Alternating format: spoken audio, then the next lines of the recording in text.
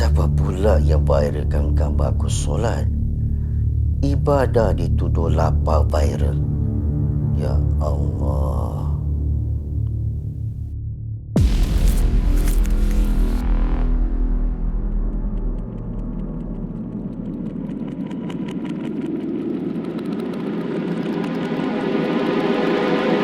Tengok ni.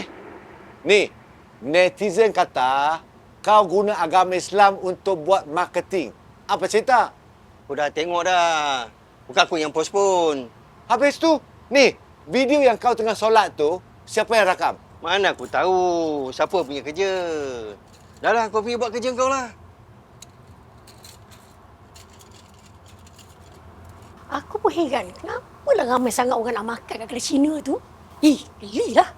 Tak semua kak orang yang suka makan kedai tu. Tengoklah nanti bila semua makan kat situ, tak lalu punya. Kan, kita yang orang biasa ni pun tak lalu nak makan. Lagikan pula orang netizen ni kat luar tu yang datang kat kedai dia. Kan?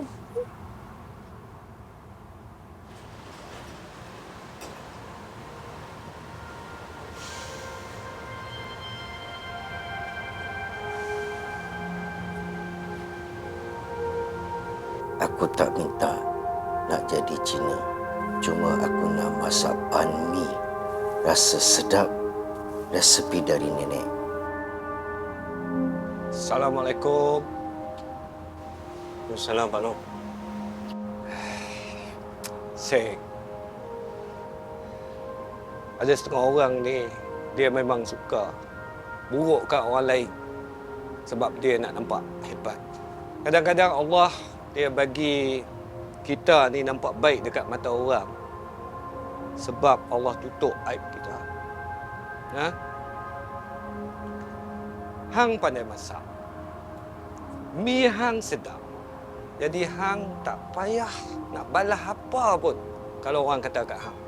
Hang biar saja mi hang yang sedap tu ni yang jawab. Ha? InsyaAllah, Pak Long. Terima kasih. Sentiasa bagi kata-kata semangat dan kata-kata yang baik. Dah lah. Hang tak payahlah nak sayu sangat. Kami ni semua sokong hang. Senyum sikit.